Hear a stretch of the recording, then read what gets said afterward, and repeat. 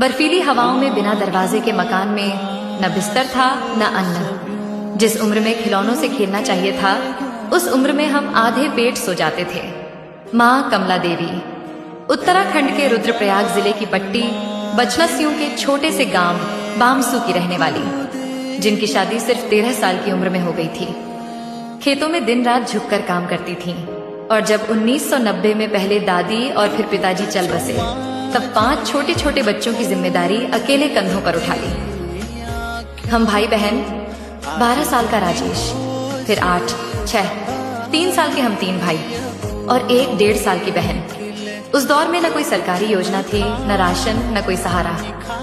माँ ने खेत, गाय, भैंस और बच्चों को ही अपना संसार मान लिया। हमारे बड़े भाई राजेश कंडारी ने बचपन से ही अपने आंसू छिपाकर हमारे लिए पिता का रोल निभाया। खुद बच्चे थे, लेकिन जिम्मेदारी इतनी बड़ी थी कि वक्त से पहले बड़े बन गए। राजेश भैया ने स्कूल के साथ साथ मजदूरी भी शुरू कर दी। आधे पेट खाना मिलता था, बदन पर फटे पुराने कपड़े थे, लेकिन माँ की ममता पूरी थी। हमारे घर में न खिड़कियां थीं, न दरवाजे। दिसंबर जनवरी की रातों में माँ खुद ठिठुरती थी, मगर हमें अपनी गोद में छुपाकर सुला देती थी। दिन बदले। राजेश भैया मुंबई गए होटल में काम करने, बाकी भाई भी धीरे धीरे संभलने लगे। शादियां हुई, घर में थोड़ा सुकून आया। माँ के चेहरे पर हल्की सी मुस्कान दिखने लगी थी, लेकिन शायद किस्मत को यह मंजूर नहीं था। फिर आया कोरोना का दौर। माँ की तबीयत बिगड़ने लगी। पहले श्रीनगर, फिर देहरादून ले गए। डॉक्टर ने कहा शुगर है और माँ का एक पैर काटना पड़ेगा।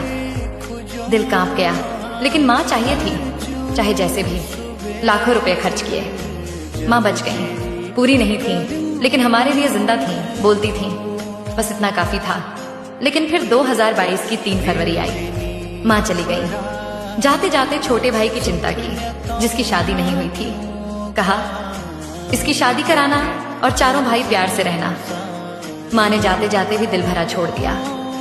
उनकी तपस्या, संघर्ष और ममता आज भी हमारे जीवन की नींव है। आज हम सब भाई एक साथ हैं, खुश हैं। लेकिन जब रात होती है, माँ की यादें भीतर से तोड़ देती हैं। ऐसी माँ जिसने कभी अपनी बीमारी को भी जुबान पर नहीं आने दिया। वो हर दर्द चुपचाप सहती रही, बस बच्चों की हंसी के लिए। ये कहानी नहीं है, ये एक माँ की गाथा है। माँ एक ऐसा शब्द जिसमें पूरी कायनात सिमटी होती है। बामसू गांव की उस माँ को और हमारे बड़े भाई राजेश कंडारी को बार बार प्रणाम।